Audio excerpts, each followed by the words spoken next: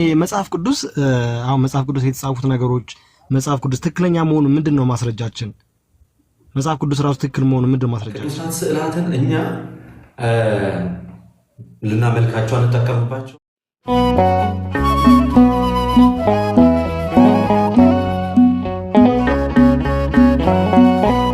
ቅዱሳት ስዕላትን እኛ ልናመልካቸው አንጠቀምባቸው ወይንም ደግሞ ዲያቆን ገብታ ሚዩት አድርግልን። ዲያቆን አለ። ስለዚህ በአጭሩ በስዕላት ዙሪያ ላይ ያሉትን ነገር ልናገር። እግዚአብሔር ያዘዘውን እንቀበላለን፣ ያላዘዘውን ደግሞ አንቀበልም። ለምሳሌ በዚህ በዘጸአት እግዚአብሔር አምላክ ለእስራኤላውያን ወይም በሙሴ በኩል ከሰጣቸው ጥቅሶቹ እያንዳንዱን አውጥቼ ያነባሉ እና ከሰጣቸው ሕግ ውስጥ መሰረት ለምሳሌ በሰማይም በምድርም ምንም አይነት ነገር ቀርጸው ሌላ ነገር እንዳያመልኩ አዟቸዋል። እስራኤላውያንም ደግሞ ያንን ነገር አያደርጉም። ስለዚህ እኛም ደግሞ ቀርጸን በላም ምስል ይሁን በጊደር ይሁን በውሻ ይሁን በአንበሳ በምንም አይነት መንገድ ቀርጸን የምናመልከው ነገር የለም። የምናመልከው የአምልኮ መስዋዕትን የምንሰዋለን ለአንዱ ለሰማይና ለምድር ለፈጠረ በአንድነትና በሶስትነት ለሚመለከው ለእግዚአብሔር ይሆናል ማለት ነው። ስለዚህ ይህንን እንይዘዋለን። እንደገና ግን እግዚአብሔር ደግሞ አታምልኩ ብሎ ከእግዚአብሔር ከሱ ውጭ ሌላ መመለክ እንደሌለበት አስረድቶ እንደገና ግን መስዋዕት ሊያቀርቡ ሲሉ ስሩ ብሎ ያዘዛቸው ደግሞ ሁለት ኪሩቦች ደግሞ አሉ። ቅረጽ ብሎ ደግሞ ያዘዙ። እዚህ ጋር አትቅረጽ አለ እግዚአብሔር። እሺ እሱን አትቅረጽ ያለውን አንቀርጽም፣ ቅረጽ ያለውን ደግሞ እንቀርጻለን። አትሳል ያለውን ወይም ደግሞ አታድርግ ያለውን አናደርግም። በዚህ በኩል ደግሞ አድርግ ያለውን ደግሞ እናደርጋለን። በቤተክርስቲያናችን ቅዱሳት ስዕላት ሲጀመር መነሻቸው ላይ ስማቸው ቅዱሳት ስዕላት ተብሎ ነው የሚነሳው። ቅድስናቸውም የሚመነጨው ከስዕሉ ሳይሆን ስዕሉ ላይ ካለው ከዛ ጻድቅ ወይ ከዛ ሰማዕት አንጻር ያ ስዕል ቅዱስ ተብሎ ሊጠራ ይችላል። ቅዱስ ያስባለው ፔንቱ ወይም ወረቀቱ ወይም ቅቡ ወይም ከለሩ ወይም አሳሳሉ ማማሩ አለማማሩ ሳይሆን ቅዱስ ያስባለው በቅድስና የኖረው እዛ ላይ ሪፕሬዘንት ያ ነው ማለት ሳይሆን ያን ሪፕሬዘንት አድርጎ ጳውሎስ ከሆነ ጳውሎስ ማለት ነው። ቅድስና የሚኖር ህይወት ነው እንጂ የሚሳል ህይወት ስላልሆነ ማለት ነው። ስለዚህ ቅዱሳት ስዕላት የሚያስባላቸው ከቅዱሳኑ ታሪክ ህይወት አንጻር የተነሳ እንደሆነ ግልጽ ነው። ጥቅሶችን ላስቀምጥ ከይቅርታ ጋር ሃናን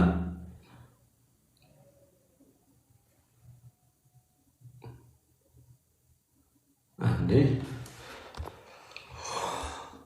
ዘጸአት ስንት ነበረ ዮባ?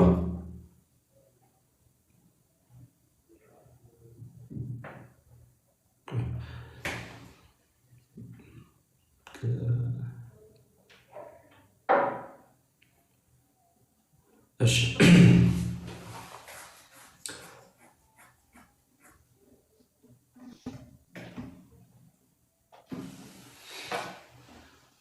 ዘጸአት 25:17 ቴንኪው።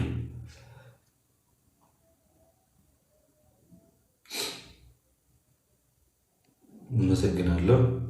ይኸው ዘጸአት ምዕራፍ 25 ከቁጥር 17 ላይ እንደዚህ ይላል፣ ከጥሩ ወርቅም ርዝመቱ 2 ክንድ ተኩል ውርዱም ከ1 ክንድ ተኩል የሆነ የስርየት መክደኛ ስራ፣ 2 ኪሩቤል ከተቀጠቀጠ ወርቅ ስራ፣ በስርየት መክደኛ ላይ በሁለት ወገን ታደርጋቸዋለህ ብሎ አሁን ለምሳሌ እግዚአብሔር አምላክ 2 ኪሩቤሎችን ሙሴ እንዲሰራ ያዘዋል። ስንት ኪሩቤሎችን? 2 ኪሩቤሎችን ሙሴ እንዲሰራ ያዘዋል። ከዛ በፊት ግን እግዚአብሔር ምን ብሎ ነበር ሲያዛቸው የነበረው? በሰማይም በምድርም ለራሳችሁ ምስል ወይም ደግሞ ቀርጻችሁ እንዳታመልኩ ብሎ የተናገረ አምላክ እንደገና ዘጸአት ምዕራፍ 25 ከቁጥር 17 ላይ ደግሞ ከነ ዲዛይኑ ጭምር በእንደነዚህ አይነት መንገድ ቀርጸው መስራት እንዳለባቸው ሲናገራቸው ደግሞ እንመለከታለን። ስለዚህ ከዚህ አንጻር የተከለከለው አንጠቀምም፣ የተፈቀደውን ግን እንጠቀማለን። እንደገና አንደኛ ነገሥት ምዕራፍ 6 አንደኛ ነገሥት ማለት ነው መጽሐፈ ነገሥት ቀዳማዊ ምዕራፍ 6 ከቁጥር 29 ላይ ደግሞ ያለውን ነገር እንመልከት። እንዲህ ይላል ከቁጥር 28 ጀምሮ ኪሩቤልንም በወርቅ ለብጣቸው ይላል። በቤቱ ግንብ ሁሉ በዙሪያው በውስጥም በውጭም የኪሩቤልን የዘንባባ ዛፍ የፈነዳ አበባ ምስል ቅረጽ፣ የቤቱንም ወለል በውስጥና በውጭ በወርቅ ለብጠው አለ። ለምሳሌ እግዚአብሔር አምላክ እንግዲህ እዚህ ጋር እንደምትመለከቱት ቤተ መቅደሱን ሲያሰራ ነው አይደለ? ለዳዊት ልጅ ሰለሞን ይህንን ነገር እየተናገረ ያለው የከለከለው እንከለከላለን እኛ፣ ያዘዘውን ደግሞ ተቀብለን እንሄዳለን። ስለዚህ ዛሬ በእኛ ቤተክርስቲያን ቤተ መቅደስ የምንመለከታቸው ቅዱሳት ስዕላት የመጀመሪያው ተግባራታቸው ምንድነው? የዛን የቅዱስ ታሪክ የሚገልጹ፣ ሁለተኛ ተጋድሏቸውን የሚያሳይ፣ እንደገና ደግሞ ሕያው ቤተክርስቲያን ውስጥ ያሉ በክርስቶስ ኢየሱስ አምኖ የሞተ ሰው ስሙ እንደማይጠፋ በቤተክርስቲያን ውስጥ አካል ሆነው እንደሚቀጥሉ የምናሳይበት ትልቁና ዋነኛ ማስረጃው። እናም ደግሞ ቅዱሳት ስዕላት የሚያስፈላቸው ደግሞ ከዛ ቅዱስ ታሪክ አንጻር እንደሆነ ተናገርን። እነዚህኛዎቹን ስዕላት የከለከለ የመጽሐፍ ቅዱስ ጥቅስ የለም። ሌላኛው አናመልካቸው። ትልቁ ነገር ሊሰመርበት የሚገባው አናመልካቸው። እነሱ ፊት ተቀርቦ የሚደረገው ጸሎቱ ለስዕሉ ሳይሆን ጸሎቱ ለስዕሉ ለምሳሌ የጌታ ኢየሱስ ክርስቶስን ስዕል መስቀል ላይ ያለው ከፊት ለፊታችን ሆኖ ጸሎት ብናደርግ በቀጥታ ልንመለከት የምንችለው ወይም ልናይ የምንችለው ምን ነው? ስለ እኔ ስለ ዓለም ሕዝብ ሁሉ ራሱን ለሞት አሳልፎ የሰጠ ክርስቶስ እሱን መከራውን እያሰብኩ ጸልያለሁ እንጂ የምጸልየው ለስዕሉ ወይም ወደ ስዕሉ አይደለም ማለት ነው። ስለዚህ ያ ጀስት ሪፕሬዘንቴሽን ይሆናል ማለት ነው። ክርስቶስ በፊታችሁ እንደተሳለ ሆኖ እንዲል መጽሐፉ ማለት ነው። ስለዚህ ያ ስዕል እየተመለከ ሳይሆን ወይ ለዛ ስዕል የተጸለየት ሳይሆን በዚያ ስዕል በኩል እንደዚህ መከራን ስለ እኔና ስለ ዓለም ሕዝብ ለተቀበለው አምላክ ወደ እርሱ ልመናዬን እያቀረብኩኝ እንደሆነ ግልጽ ነው። ስለዚህ ስዕሉ እዛ ጋር መቀመጡ ምን ጥቅም አለው ስንል፣ አንደኛ መከራውንና ሕማሙን እያሰብኩ እንድጸልይ ይረዳኛል። መከራውንና ሕማሙን እያሰብኩ እንድጸልይ ይረዳኛል። ሁለተኛ ወንጌል ላልገባቸው የእግዚአብሔርን ቃል አንብበው መረዳት የማይችሉ ሰዎች በምን በኩል ልንሰብክላቸው ወይም ደግሞ ከክርስቶስ ጋር ልናስተዋውቃቸው እንችላለን? ሌላ ምንም አይነት መንገድ የለም። ለማይሰማ ሰው፣ አይኑ ብቻ ለሚመለከት ሰው፣ ማንበብ ለማይችል ሰው በምን አይነት መንገድ ነው እግዚአብሔርን ቃል ልንሰብክለት የምንችለው? እንደተሰቀለና እንደሞተ ልናሳየው የምንችለው መጀመሪያ ወንጌልን ለመስበክ ከምንጠቀምባቸው መሳሪያዎች ውስጥ አንደኛው ምንድን ነው? ስዕላት ናቸው።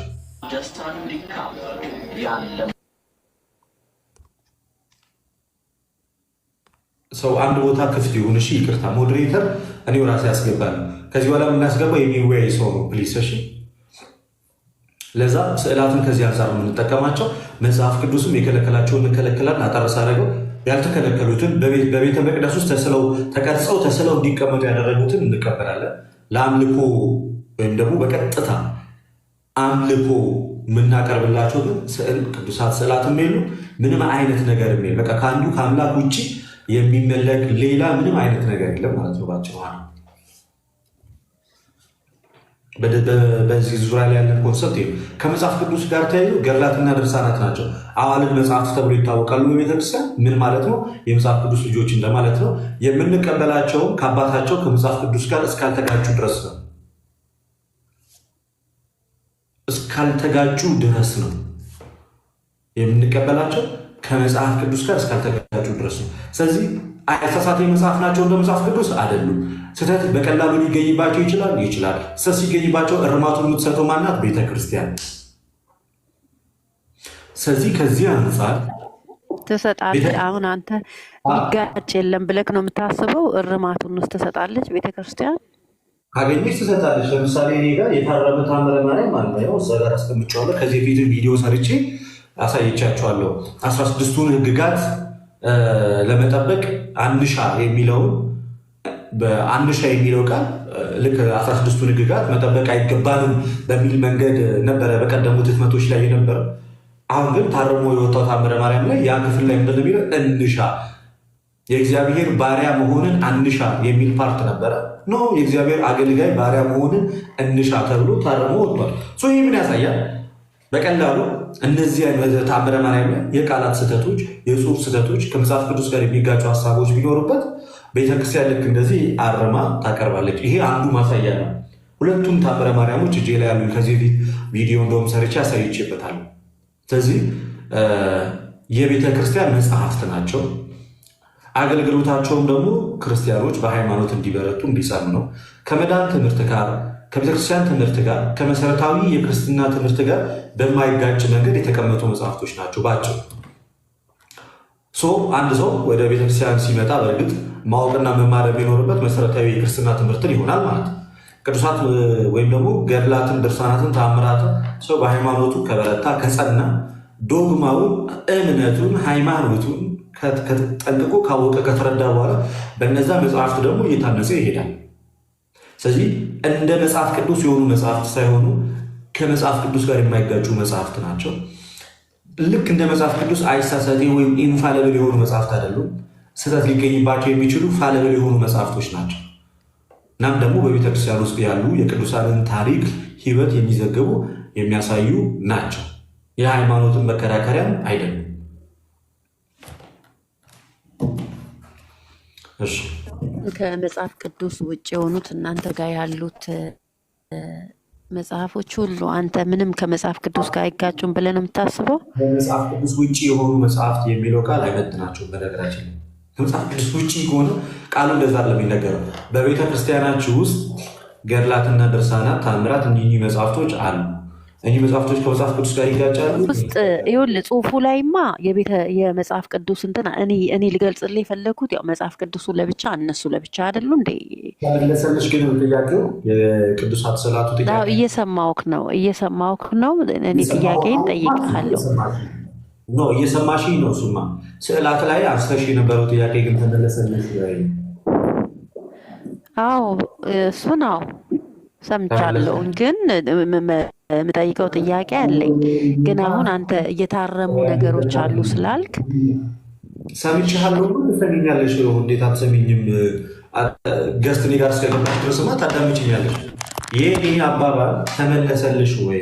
እስከ የተወሰነ ሴንስ ሰጠሽ ወይ? አሀ ከዚህ ፊት ወይንም በዛ ዙሪያ ላይ ስለኛ የነበረሽ እምነትና አመለካከት አዎ እኔ የምረዳበት አሁን ከአንተ ከተናገርከው የተረዳሁት ነገር አለኝ በትንሹ። ምክንያቱም እኔ እነሱን ነገር ነው የሚለምኑ የሚመስለኝ ማለት ነው። ስዕሎቹ ላይ ስለማያቸው በእነሱ ወደ እግዚአብሔር ሰው እነሱ ነገር ላይ ነው ምስሎቹ ላይ ነው የሚለምኑ የሚመስለኝ። ብዙ ነገር ሳይ አልጠይቅም። ለምን ሰው በገባው መንገድ ነው የሚሄደው። ተጭኛ አልጠይቅም። ያን ነገር የተወሰነ መልስ አግኝቻለሁ። ደግሞ ሞር እጠይቃለሁ ሌላ ጊዜ ማለት ነው።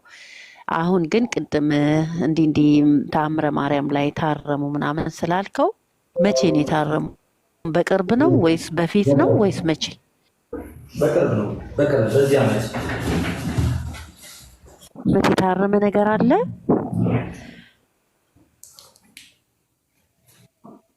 ማለት ኦኬ፣ ይሄ ታርሞ የወጣው ተአምረ ማርያም ነው? እሺ በቃ እኔ ይሄን ደግሞ አንብቤ መጥቼ ጥያቄ ሲኖረኝ እጠይቃለሁ። አመሰግናለሁ። እኔ አንድ ጥያቄ ልጠይቅሽ ከይቅርታ ጋር ፈቃደኛ ነው? ምንድን ነው ጠይቀኝ። ደነሻል እየተማርኩ ነው ያለሁት። እንደዳንኩ በደንብ እንደዳንኩ አውቃለሁኝ። ግን በደንብ ደግሞ እንድነግር ደግሞ ከፈለግ እኔም በደንብ ስዘጋጅ እነግራለሁ። እኔ ልጠይቅህ ነው የመጣሁት አይደለ? ልጠይቅህ ለማወቅ ነው የመጣሁት። ከዛ በኋላ ከእውቀቴ በኋላ ትጠይቀኛለህ። ድነሻል ላልከው ግን በጣም ጥግ ድረስ ድኛለሁ። ያን ነው የማውቀው። ጥግ ድረስ ድኛለሁ ስላልሽ እስኪ ጥግ ድረስ መዳንሽን እዚህ ውስጥ ላሉት ለ1100 ሰዎች በጥያቄና መልስ መንገድ ማስረዳት እንችላለን ወይ? ዳን አንተም ታውቀዋለህ። ግን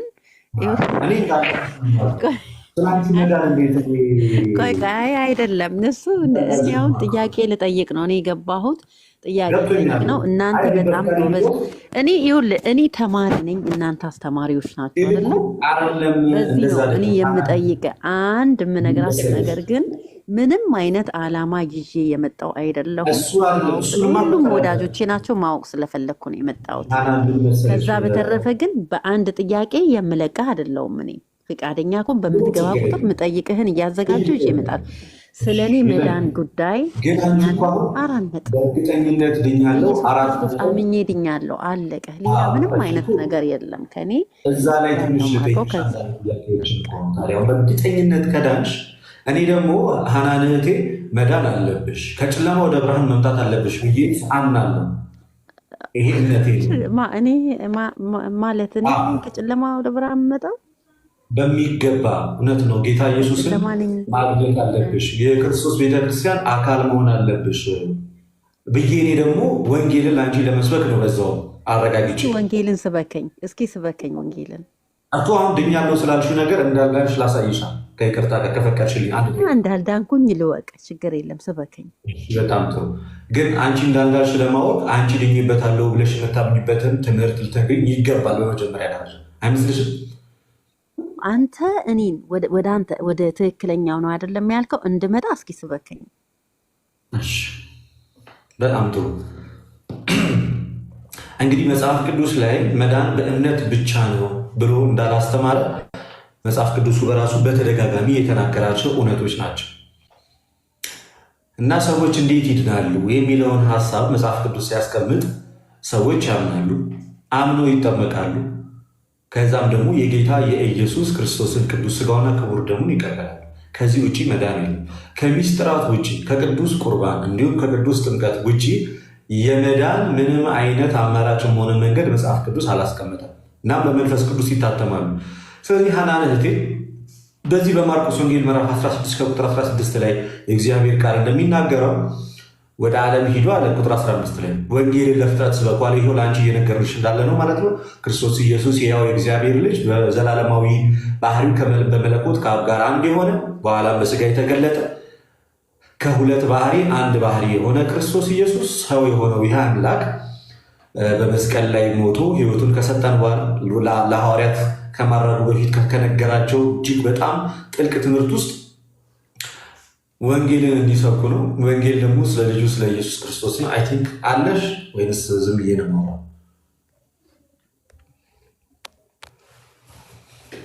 አለሽ ስበከኝ ብሎማ ፖዝ መሆን አይቻልም ወይ? ስልክ ገብቶባት ሊሆን ይችላል ምናልባት።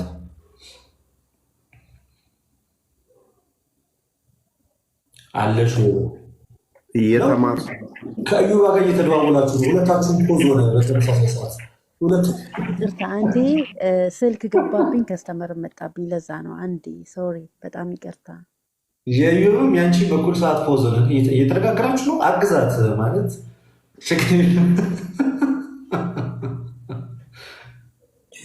እየተማርኩ ነው ብላለች። ከማን እንደምትማር እስኪ ጠይቃት። እንዲህ በያችሁ ምናምን እያላት ነው። ቆይ እየተማርኩ ነው ብላለች። ከማን እንደምትማር ጠይቋት ነበር እና አንቱ ነው ብዬ አይደለም ማውራው። ተመልሰሽ እኔ የምማረው ከመጽሐፍ ቅዱሴ ነው። ባይዘዌ እኛም ጋር በጣም የሚደብረኝ ነገር ትችት የሚባል ነገር በእምነት ላይ አያስፈልግም። ቆይ አንድ ጊዜ ይቅርታ አድርጊልኝና እባክሽ አሁን ወደ ሀሳባችን እንመለስ። ይቅርታ በጣም እኛ እየተቀላለድን ያለ ነው እና ወጣች። እኔ ለምንድን ነው ቆይ የሚጨንቃችሁ? የመዳናችሁን እውነት ለመናገር ለምንድን ነው የሚከብዳችሁ? ለምንድን ነው የሚጨንቃችሁ? አይማ ማምለጫ መንገድማ ምክንያት ሊሆን አይችልም። ድንግል ነው 4 ነጥብ ጥግ ድረስ የሚወጣ ይቅርታ ድኛለው ጥግ ድረስ የመዳኒን እውቀት አውቃለሁ ያለ ሰው ተረጋግቶ ስለዳነበት እውነት ማስረዳት ይኖርበታል። ማስረዳት ይኖርበታል። በቃ ይሄ ነው ብሎ መናገር አለበት እንጂ ነይ ግቢ ሐናን፣ ምክንያት ፈልገሽማ አትውጪ። ነይ ግቢ፣ ብትገቢ የተሻለ ነው። አሁን እንደ ድሮ ክርስቲያኖች ፊት መጥቶ የትኛውን ፕሮቴስታንት በቃ ድኛለው ኢየሱስ ጌታ ነው እንደዚህ ብለህ ማለፍ ምናምን አትችልም። አሁን ያፋጠጠሃል ክርስቲያኑ በሚገርም ሁኔታ። እንዴት ዳንክ? ምን አይነት የመዳን ትምህርት ነው ያለ ብሎ ይጠይቃል። አሁን ላይ ያለው ክርስቲያን ደስ በሚል ሁኔታ ይህንን ደግሞ መናገር ይኖርባቸዋል ፕሮቴስታንት ወንድሞቻችን። እንደው የላይ ስብከት የለም። አሁን በቃ በጥልቀት መሰበክ አለበት። እኔ አሁን እህቴ እንዳልዳነች ውስጤ ይነግረኛል፣ ካላት እምነት አንጻር ከቤተክርስቲያን ውጭ መሆኗ ማለት ነው። እሱ ብቻ ለእኔ ፕሩፍ ነው። ስለዚህ ያንን ነገር ደግሞ ከማስረጃ ጋር እንደ መጽሐፍ ቅዱስ ሌላኛው ማወቅ ያለብን ሰው አንድ ሰው ዝም ብሎ መጽሐፍ ቅዱስን ብድግ ብሎ አንብቦ ከዛ በኋላ ተረድቼ በግሌ ድህነትን አግኝቻለሁ ማለት ራሱ አይችልም። መጽሐፍ ቅዱስ አያጠምቅ። መጽሐፍ ቅዱስ ቁርባን አይሰጥ። ራሱ መጽሐፉ እንካ ብሎ ቁርባን አይሰጥ፣ እንካ ብሎ ጥምቀት አይሰጥ።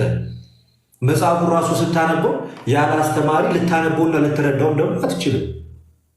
እንዲያማ ከሆነ ሐዋርያት የመጀመሪያ ስራቸው መሆኑ የነበረው መልእክታትን መጽሐፍ ነበር።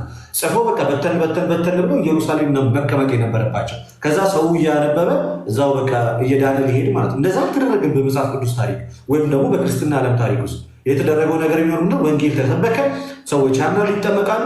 ከዛ ደግሞ መልእክቱ ይሰጣቸዋል ማለት ነው።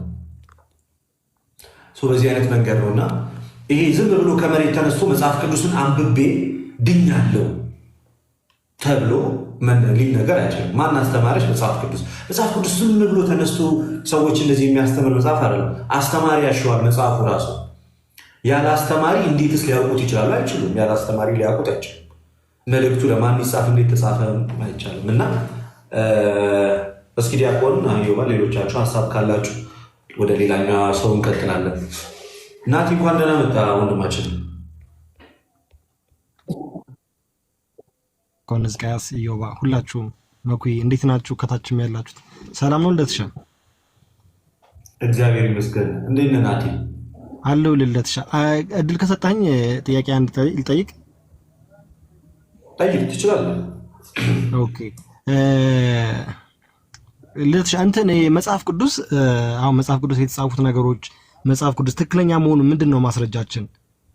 መጽሐፍ ቅዱስ ራሱ ትክክል መሆኑ ምንድነው ማስረጃችን? መጀመሪያ ማስረጃ ቤተክርስቲያን ናት። ምክንያቱም ከመጽሐፉ ቀድማ የነበረችው ቤተክርስቲያን ናት። ቤተክርስቲያን ደግሞ እውነተኝነቷ የሚያረጋግጠው ደግሞ መንፈስ ቅዱስ በመንፈስ ቅዱስ የምትመራ መንፈስ ቅዱስ ያላት ቤተክርስቲያን ስለሆነች መጽሐፉ ትክክል አይሆን የሚለውን የምታስረዳለ ቤተክርስቲያንና ቅዱስ ትውፊት ነው። ቤተክርስቲያን ራሷ በመጽሐፍ ቅዱስ ቃል አይደል የተመሰረተችው? መጽሐፍ ቅዱስ ላይ ባለ ነገር ቤተክርስቲያን የተመሰረተችው በክርስቶስ ደም ነው። ኢቨን ከመጽሐፉና ከምንም በፊት መጽሐፉ ከመጽሐፉ ለሰዎችም መጽሐፉ ከመድረሱ በፊት ቤተክርስቲያን ተመስርታለች። መጽሐፉ ግን እንዴት እንደተመሰረተች ነግሮናል። ግን የተመሰረተችው ከመጽሐፉ በፊት እንደሆነ ደግሞ ራሱ መጽሐፍ ቅዱስ ራሱ ይናገራል። ምንድን የሚለው ጌታ ኢየሱስ ክርስቶስ ማቴዎስ ወንጌል ምዕራፍ 16 ላይ ቤተክርስቲያን እሰራታለሁ የሲኦል ደጆችም ሊያናውጣት አይችልም ብሎ በሚናገርበት ሰዓት ላይ የተጻፈ የአዲስ ኪዳን መጽሐፍ የለም ማለት ናትሻ የለም። ምንም የተጻፈ መጽሐፍ የለም። ትምህርቱ ግን ወይም ደግሞ ክርስቶስ ተናግሮታል። ኢቭን ከክርስቶስ ሞቶ ተነስቶ ከሄደ በኋላ ነው አለ። እሱም ለምሳሌ የዮሐንስ ወንጌል ተጽፏል ተብሎ እንኳን የሚታሰበው በ90 አካባቢ ነው። የጳውሎስ መልእክታት በብዛት ተጻፉ የሚባለው 60ኛው አካባቢ ላይ ኢቨን ተሰብኮ ስብከቱ ብዙ ቦታ እንደሄደ ለዛ ደግሞ መጽሐፉ ራሱ ምስክርነት ሲሰጥ ትመለከታለህ። ምንድን ነው የሚለው? የገላትያን መልእክትን ቀድመ ብታነቦ ለምሳሌ ጳውሎስ ቀድሞ እነሱ ጋር መጥቶ እንደሰበካቸው ይናገራል። ለምሳሌ ራሱ መጽሐፉ እንደዚህ ይላል።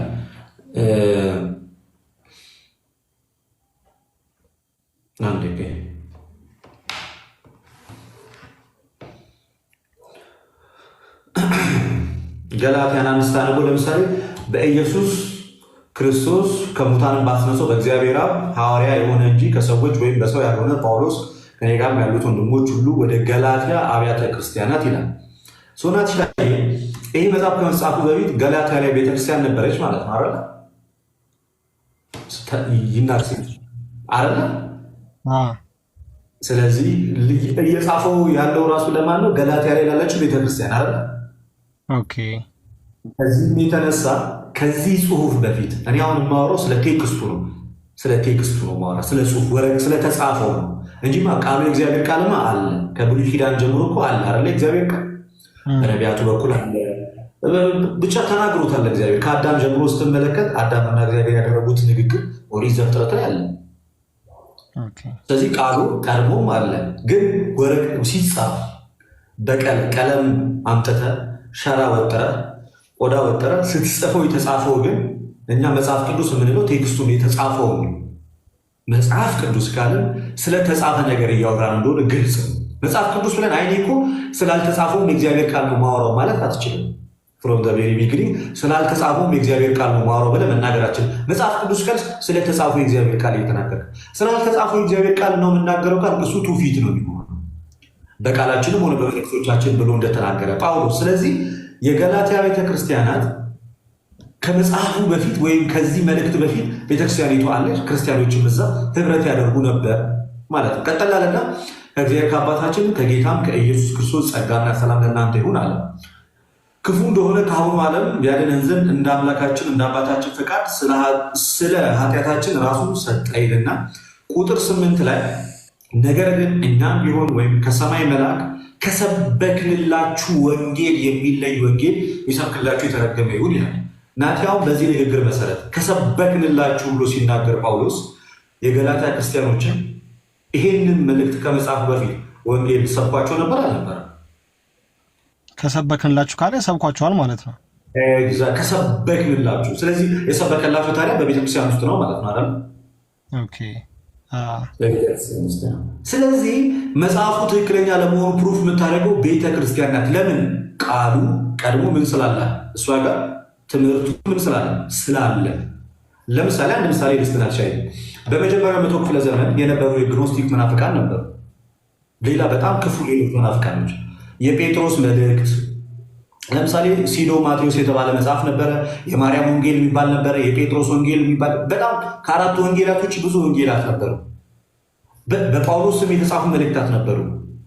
እንደው ቤተክርስቲያን ቀድማ ኤግዚስት ባታደርግ ኖሮ ማን ይለየው ነበር? ስለዚህ ቤተክርስቲያን ምን አደረገች ማለት ነው? ከወንጌላት አራት ማርቆስ፣ ሉቃስ፣ ማቴዎስ፣ ዮሐንስ ብቻ የማርያም ወንጌል የሚባል የለም፣ የበርናባስ ወንጌል የሚባል የለም፣ እንደገና የጴጥሮስ ወንጌል የሚባል የለም ብላ ቁጭ አደረገች። የጳውሎስንም ከ14ቱ ውጭ ሌላ ጳውሎስ የጻፈው መልእክት የለም ብላ የጴጥሮስም ከነዚህ ውጭ የለም ብላ ይሄ በዘመን ውስጥ ቤተክርስቲያን እየተናገረች የመጣችው። እንዴት ይህን ታደርግ ቻለች? ቢካዝ ትምህርቱ መጀመሪያ ቀድሟል።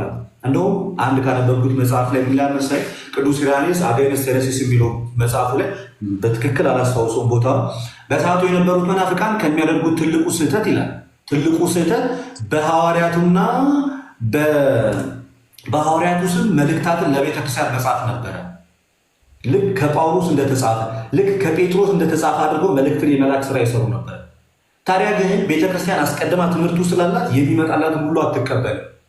ትምህርቱን ቀድማ ስለምታውቀው ከመጀመሪያው ጳውሎስ ከሰበከው ስብከት ጋር ሌላ በሱ ስም የተላከ መልእክት ሲመጣላት ምን ትለው ነበረ? ይህ የጳውሎስ ስብከት አይደለም እያለች ተለየው ነበር። ጥሩውን ከመጥፎ ትለይ ነበር። ትክክለኛውን አስቀመጠችው፣ ሪዘርቭ አደረገች። ከዛ በኋላ ዛሬ እኛ ተጠቀምነው ማለት ነው። ኦኬ እሺ፣ ይቅርታ ለምሳሌ ማለት ነው ለተሻ አሁን ላይ ቤተክርስቲያን አለች አይደለ? ቤተክርስቲያን ስንሄድ አሁን የምንማረው የእግዚአብሔርን ቃል ነው አይደለ? ከመጽሐፍ ቅዱስ ምንማረው መጽሐፍ ላይ የተጻፈው ነው የእግዚአብሔር ቃል። በትውፊት የተጻፈው ነው እግዚአብሔር። በዛ ጊዜ የተጻፈ ነገር ከሌለ ምንድን ነበር ቤተክርስቲያን ውስጥ የሚማሩት አለ? በቃል ስብከት። ይሄ አሁን ባይብል ላይ ያለው ማለት ነው። አሁን መጽሐፍ ቅዱስ ላይ ያለውን ቀድሞ ነበር። በጣም ሰፋ ባለ መንገድ ሊሆን ይችላል የሚማሩት። ሊሚትድ የሆነ ነገር አይደለም። ለምሳሌ ምን ይላል መሰለ ጳውሎስ ተሰሎንቄ ላይ እንደዚህ ብሎ ይናገራል። እዚህ ጥያቄ ያለው ጥያቄ በጣም ወንደርፉል ነው። አይ ዶንት ኖ ኢንተረስቲንግ ነው። መታወቅ ያለበት ነገር እያደኩ ነው። መንፈሳዊ ነገር ስዕላት ጥያቄ ወጥቻለሁ። ከጥምቀትና ከመዳን ብቻ ወጥቻለሁ። አንደኛ ተሰሎንቄ ምዕራፍ 2 ቁጥር 15 ላይ እንደዚህ ይላል። ሁለተኛ ተሰሎንቄ ሁለተኛ ተሰሎንቄ ላይ ነው። ሁለተኛ ተሰሎንቄ ምዕራፍ 2 ቁጥር 15 ላይ እንግዲያስ ወንድሞች ሆይ አለ ጸንታችሁ ምን በሉ ቁሙ፣ በቃላችንም ቢሆን በመልእክቶቻችን ያስተማርናችሁን ወግ ያዙ አለ። በምንና በምን አለ ጳውሎስ? በቃልም እኩል ባለስልጣን ነው የቃሉ ስብከት። በነገራችን ላይ የሐዋርያቱ ከመጽሐፉ ጋር በቃላችንም በመልእክቶቻችንም የሰበክንላችሁን ወይም ያስተማርናችሁን ወግ ያዙ ብሎ ተናገረ። ስለዚህ በቃል የተሰበከውን ትይዛለህ። ግን መጽሐፉን ስናየው አስቀድሞ በቃል የተሰበከው ስብከት በቤተክርስቲያን ውስጥ አለ። ስለዚህ በሰዓቱ ክርስቲያኖች አምልኮትን የሚፈጽሙትም ምንም የሚያደርጉት ሐዋርያት በሰዓቱ በሚሰብኳቸው በቃል ስብከት ነው። ከቃሉ ስብከት ባሻገር እንደ ተጨማሪ ደግሞ ምን ያደርጉላቸው?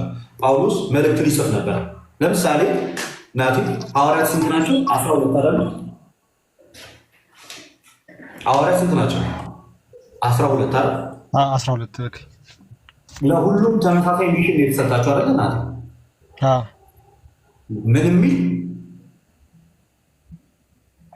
ምን የሚል ማለት ነው? ወንጌልን ስበኩ የሚል አይደል? የምስራቹን ስበኩ። ስለዚህ በ12ቱም ሐዋርያት የሚሰበከው የማን ቃል ነው? የእግዚአብሔር ቃል። ስልጣኑ እኩል ነው። ግን መልእክታትን የጻፉት ስንቶቹ ናቸው? አራት ናቸው። እንደውም ያልጻፉት ይበልጣሉ አይደል ከጻፉት? ኦኬ አብዛኛው አልጻፉትም። ስለዚህ ያልጻፉት የሐዋርያት ትምህርት እና ታዲያ ወረቀት ላይ ስላላረፈ በሰዓቱ ምንም አይጠቅም ልንል አንችልም። ስለዚህ እነዛ መልእክታትን ያልጻፉት ሐዋርያቶች ክርስትናን አስፋፍተዋል። በጣም ዓለም ላይ አስፋፍተውታል ክርስትናን። ግን የጻፉትንም ነገር የለም። ትምህርታቸው ግን በቤተክርስቲያን ውስጥ አለ። ለዚያም ደግሞ በዓለም ላይ የተበተኑት ክርስቲያኖች ምስክር ናቸው። ስለዚህ ለምሳሌ በታሪክ ውስጥ ቶማስ ህንድ አካባቢ እንደሰበከ ይታመናል። ይህን ነገር ታውቃለህ? ህንድ አካባቢ ህንድ ላይ ሲባል ሰምቻለሁ። ምንም የጻፉ መልእክት የለም። ህንድ ውስጥ ግን ክርስቲያኖች ሊኖሩ የቻሉት እሱ ከሰበከው ስብከት አንጻር ምንም ያስቀመጠላቸው ጽሑፍ የለም። በቃሉ ሰብኳቸው ግን ክርስቲያኖች ነበሩ በዛን ሰዓት እሱ በሚሰብክበት ሰዓት ላይ። ከዛ ደግሞ ጊዜው እንትን እያለ ሲመጣ አሁን መጽሐፍ ቅዱስ ካኖናይዝ ሲደረግ ደግሞ ቤተክርስቲያን ተባለቻቸው። በቤተክርስቲያን በኩል ደግሞ ካኖናይዝ የሆኑ ቡክ ደግሞ ደረሳቸው። ከዛ በፊት ግን ካኖናይዝ ከመደረጉ በፊት ቡኩ ወይም መጽሐፉ ግን ያ የቶማስ ስብከት ስለነበራቸው ዝዚች ጣዖት በስፋት ይመለክበታል ተብሎ የምትታመንበት ሀገር ላይ ክርስቲያኖች አሉ ዛሬም ድረስ። ከየትም የመጡ አይደሉም። ከጥንት ጀምሮ የተሰበከውን ትምህርት የያዙ ናቸው። ከዚህ አንጻር የመጽሐፍ ቅዱስን አይሳሳቴነት ወይም ደግሞ ኢንፋሊብልነት የምታረጋግጠው መጽሐፉን የሰጠችው ቤተክርስቲያን ናት ማለት ነው ራሷ።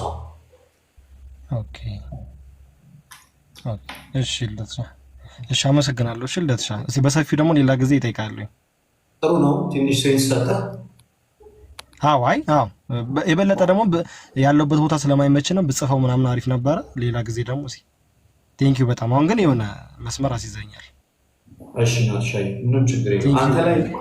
አንተ ላይ የቀድሞ አቅሜን ማምጣት አለብኝ። አይደረግም እንደዚህ ከእጃችን ዲያቆን ያምሩበታል ዛሬ። ለትሻ በቃ ቦታ ልቀቅ። በቃ ሰው አስገባች ታቾኝ ሰላለ ናቲ አቤት ዲያቆን።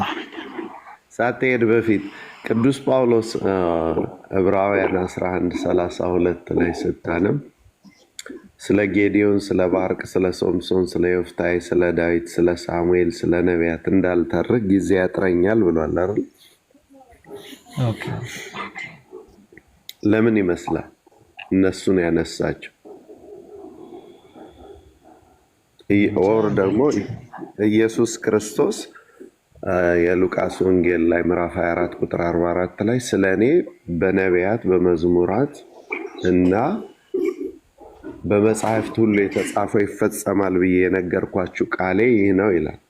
ስለዚህ መጽሐፍት ከመጻፋቸው በፊት ልደት እንዳለ የመጽሐፍ ቅዱስ ጥናት የሚባል ትምህርት አለ እና እሱም መጽሐፍቶች ፈልገ ብታገኝ በጣም ብዙ ነገር ታተርፍበታል። የት ነው የሚገኙት? ያቆንስ መጽሐፍ ቤተክርስቲያን በሱ ነግራ ቤተክርስቲያን፣ ሌላ ቦታ የለም። ቤተክርስቲያን አንድ ቤተክርስቲያን አይደል ያለችው? ልክ ነው። ኢትዮጵያ ላይ ያለችው ቤተክርስቲያን። እሺ ከልደትሽ ጋር ሲናወራና በዚህ አጋጣሚ ሰላም ብያቸዋለሁ። ልደት ዝም ብዬ ገባሁ። ሁላችንም ሰላም ናቱ። ሜቢ አንድ ነገር ሼር አደርጋለሁ እና ለውስጥ ሰላም ላይ እንዳረሳ። እሺ ዲያቆን ወይ ቴሌግራም ላይ ኃይል በልክ። ቴሌግራም ላይ ሼር አደርግልሃለሁ። እሺ አመሰግናለሁ። እዛው ማዳ አደርጋለሁ ማለት በመሰረታዊነት ስለዚህም ነገር በደንብ ስለሚያብራራ አኪ ያስቀመጠው እንትንም ስላለ እዛ ላይ በደንብ በሰፊ ታገኛለና ፒዲኤፍ አለ፣ እሱንም ልክልሃለሁ። እሺ መኩዬ አመሰግናለሁ። እሺ ቴንኪው ዲያቆን ሕዝቅያስ አመሰግናለሁ። ቴንኪው መኩዬ። እሺ እናመሰግናለን ናቲ። መስመር ላይ ብዙ ሰዎች አላችሁ፣ እያስገባን እንቀጥላለን። ጌዲ እንኳን ደህና መጣ ወንድማችን። እዚህ ቤት ረጅም ጊዜ ሆነ ጠፍተህ ነበር። ሰላም ነው?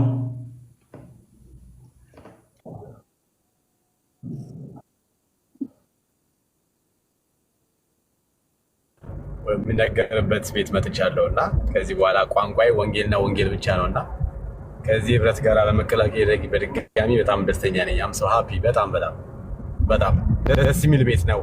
ስለ ሰው የማይነሳበት በጣም በቃ እግዚአብሔር ቃል ብቻ የሚነገርበት ቤት ነው እና በጣም ነው ፕራውድ የማደርግባችሁ ወንድሞቼ። ከጎናችሁ ነኝ አለው። ሀሳብ ሲያስፈልግም ሀሳብ አቀርባለሁ እንደ አቀሚቲ። እሺ ዜና ያክብርልን። እናመሰግናለን። በማዕከላችን ውስጥ ቴንኪው ሶ ማች። እሺ ክርስቲያኖች ሚውት አድርገኝ። እሺ ይቅርታ፣ ሚውት አድርገው። ዲያቆን ሀሳብ ጨርሳል። እዮባ የሚመቸው ቦታ ነው ያለው አይደል? አሁን ይመቸኛል። ሀሳብ ስትበት እዮባ የተነሳው ይህ መጽሐፍ ቅዱስ የማይሳሳት ለመሆኑ ማስረጃ ያው በደንብ ሀሳቡን ተናግረዋል እና ቤተክርስቲያኖች የማትሳሳት ማስረጃችን ለመጽሐፍ ቅዱስ እውነተኝነት ማለት ነው። አንድ ክርስቲያን የመጽሐፍ ቅዱስን እውነተኝነት ካላረጋገጠ ክርስቲያን ነኝ ብሎ ሲል እንዴት ነው ማድረግ አልቻለም? ይቅርታ ተመልሰ ግባው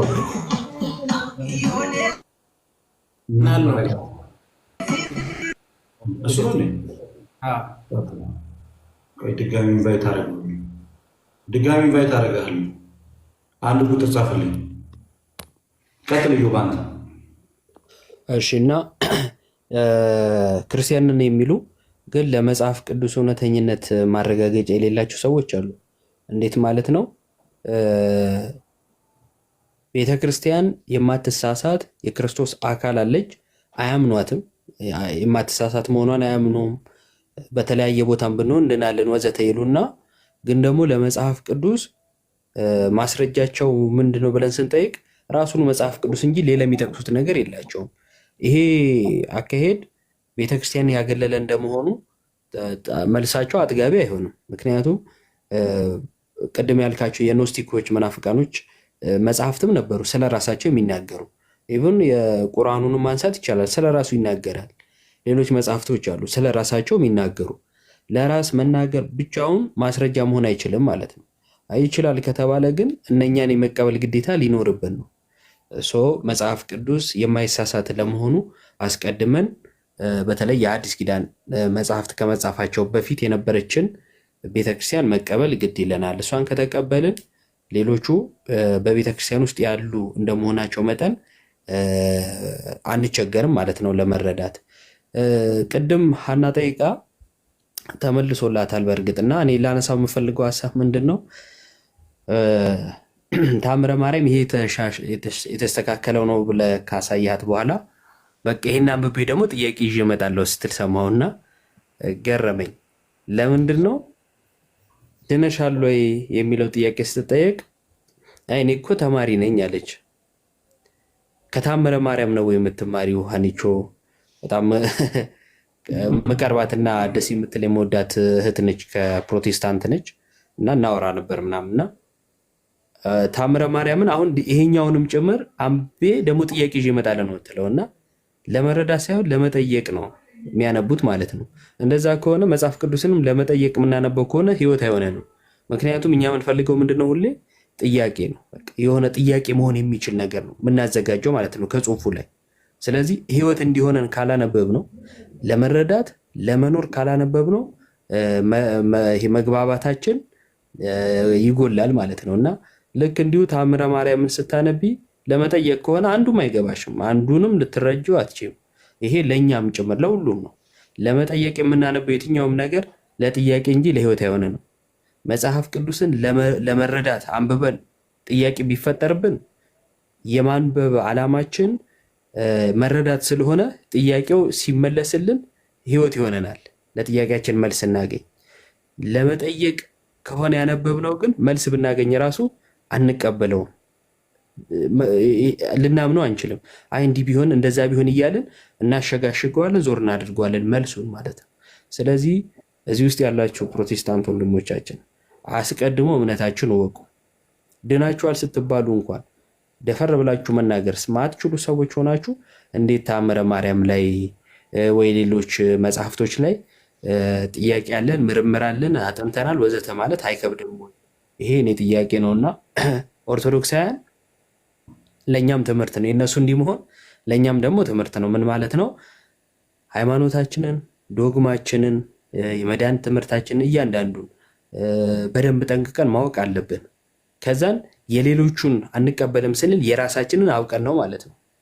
ይሄ ሊያነቃን የሚችል ነው ብዬ አስባለሁና ማንበብ ማወቅ፣ የራሳችንን እምነት ጠንቅቀን ማወቅ ብናስቀድም የተሻለ ነው ብዬ አስባለሁ። ስለ መልሱ ለሁሉም ቃሎት ያሰማልን። እንደት ቴንኪዩ ዮባ፣ ናይስ፣ በጣም ጥሩ እይታ ነው። እግዚአብሔር ይስጥልን፣ እናመሰግናለን። እንቀጥላለን። እንግዲህ የገባ ሰው አለ ይመስለኛል። እሺ ቤርሳቤ ያዕቆብ ቤርሳቤ ሚዩቴሽን አንቺ እና ኬት ቤተርነት እንደመጣች ንገሪኝ። ከዛ በኋላ ወደ ጥያቄና መልስ እንሄዳለን። እታችን አለሽ? ገብታችሁ ጸጥ፣ ሪኩዌስት ልካችሁ ጸጥ። አንዳንድ በጣም ታስቢ ፕሮቴስት ታዜም ሰምታ መሰለኝ ዝም ያለችው፣ ፈርታ ነው። ግርማ ሞገስ ያለው ድምፅ የምር በጣም በዝማሬ አገልግሎት ግን ትንሽ መሄድ ይኖርብኛል ይመስለኛል። እዚህ ሚዲያ ላይ መኩም ትላለህ። ኧረ ወፎች ይሮጣሉ ነው ወይስ ይቀመጣሉ? በመከራ የተሰበሰበውን ህዝብ ልትበትን ነው። ወቅቱን የዋጀ አገልግሎት እናደርገው። ጭራሽ ሁሉም ቤት ገብቷል። በቃ የኔ ጸጋ ሊያቦካው ነው መሰለኝ። በቃ ደህና ደሩ። ሊያቦካው ነው ሳስበው። ጠብቀን የኖርነውን የበገና ስርዓት ሊያበላሸው ነው ዜማውን።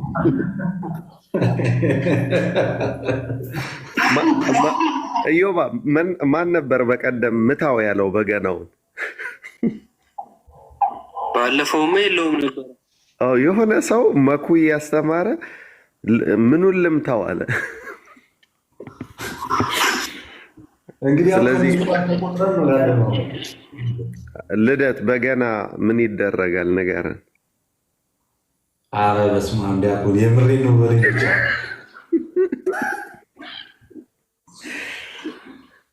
አይ ተናገር፣ አውጥተዋል።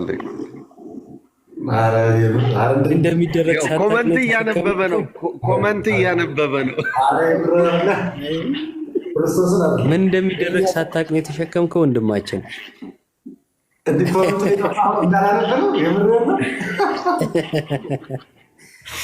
እሺ እንግዲህ ተጠየቅ። መሰንቆ ምን ይደረጋል? ክራር ምን ይደረጋል? በገና ምን ይደረጋል?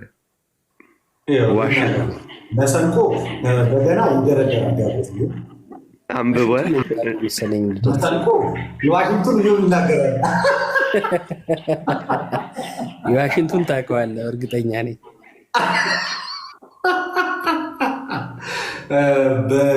መሰንቆ ይገዘገዛል። መሰንቆ ይገዘገዛል። በገና ይደረደራል። ክራር ይመታል። ዋሽንት አረ ይገረፋል ነው። ክራር ተው በእናትህ። ክራር ይገረፋል አይደለም? ይገረፋል ነው። እሺ ከሆነ ጥሩ። ዋሽንት ግን መንጨት ሳይሆን መልስልን። ፂም መንጨት መልስ አይሆንም። እባክህ እየጠበቅን ነው። አችኛዋን ፓርት አጥንቻት ልምጣ ዲያቆን ከይቅርታ ጋር የቁም እሱ እግዚአብሔር ይባርኮት። ከታች አንድ ወንድማችን የሚካኤል የሚል እያየው ነበር። ይነፋል ይላል። ምን ያህል እርግጠኛ እንደሆነ አላውቅም። ያው የትንፋሽ መሳሪያ አይደለም። እውነት ነው። ያቆን አልጠየቁም። አንተ ለምንድን ነው እሱ ላይ ስታክ ያደረከው? ደግሞ ፈገግታ በፈገግታ ሆነሃል። የብሶ ጥያቄ ነው። በዛ ነው የህዝብ ጥያቄ ለመመለስ። አቤት አቤት፣ ሁላችንም እዚህ ጋር ያለ ነው። ፕሮቴስታንቶች አላችሁ? ዲያቆን ልትል ነው